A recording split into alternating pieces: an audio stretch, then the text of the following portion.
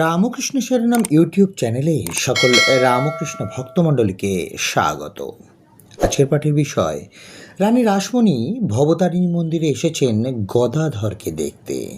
তারপর ওং স্থাপকায় চ ধর্মশ্চ সর্বধর্মস্বরূপিণে অবতার বরিষ্ঠায় রামকৃষ্ণায় তে নমঃ। পঞ্চবটিতে বসে ধ্যান করছে গদাধর। হঠাৎ তার শরীর থেকে কে একজন বেরিয়ে এলো। ঘুটঘুটে কালো, চোখ দুটো লাল, ভয় পাওয়ার মতো চেহারা, নেশাখোরের মতো টোলে টোলে পড়ছে। আরও একজন বেরিয়ে এলো পিছু পিছু, পরনে গেরুয়া, হাতে ত্রিশূল, প্রশান্ত মূর্তি।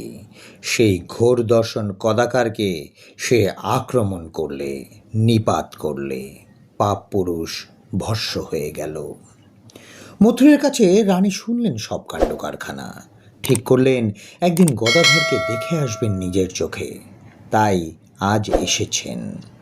গঙ্গায় স্নান করে ঢুকেছেন মন্দিরে, মায়ের মূর্তির কাছে বসেছেন শান্ত হয়ে।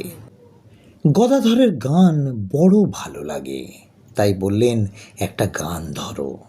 গান ধরল গদাধর। রানী ধ্যানে চোখ বুঝলেন। হঠাৎই বলা নেই কওয়া নেই গদাধর রানীর গালে এক চড় বসিয়ে দিলেন। ধমকে উঠল গদাধর, এখানেও ওই চিন্তা? রানী হকচকিয়ে উঠলেন। এস্টেট নিয়ে একটা কঠিন মামলা চলছে, তারই কথা ভাবছিলেন ধ্যানে বসে।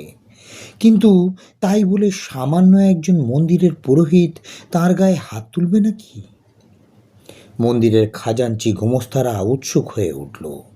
এবার নির্ঘাত বরখাস্ত হবেন বাছাধন। হৃদয় ছুটে এলো মামার কাছে, ভীত কণ্ঠে বললে, এ তুমি কি করছো? গদাধরের মুখে নির্মল প্রশান্তি। আমি তার কি জানি? মা বললেন এখানে এসেও বিষয় সম্পত্তি ভাবছে, একঘা বসিয়ে দে পিঠের উপর, তাই বসিয়ে দিলাম। মার কথা অমান্য করি কি করে? মথুরকে ডেকে পাঠালেন রাসমণি।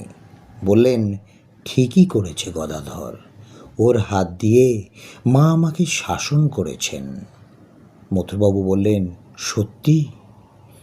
রানী বললেন, হ্যাঁ, আর সেই আঘাতে হৃদয় আলো করে দিয়েছেন। ভক্তিভাবের 5টি প্রদীপ, শান্ত, দাস্য, সখ্য, বাৎসল্য আর মধুর, পঞ্চভাবেই সাধনা করছে গদাধর। শান্ত হচ্ছে ঐকান্তা জ্ঞান, নির্গুণ সাধন, ষষ্ঠ নির্লিপ্ত ব্রহ্ম নিষ্পন্ন হয়ে বসে থাকো। আরগুলো গুণাত্মক, রাগ রঞ্জিত। দাস্য হচ্ছে শ্রীরামচন্দ্রের প্রতি হনুমানের ভাব, সখ্য হচ্ছে বাসুদেবের প্রতি অর্জুনের, বাৎসল্য হচ্ছে গোপালের প্রতি যশোদার, আর মধুর হচ্ছে শ্রীকৃষ্ণের প্রতি গোপিনীর।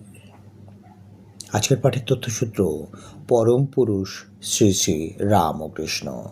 জয় ঠাকুর রামকৃষ্ণ পরমহংসদেব, জয় ঠাকুর রামকৃষ্ণ পরমহংসদেব, জয় ঠাকুর রামকৃষ্ণ পরমহংসদেব। জয় মা শারদা, জয় স্বামী বিবেকানন্দ মহারাজ।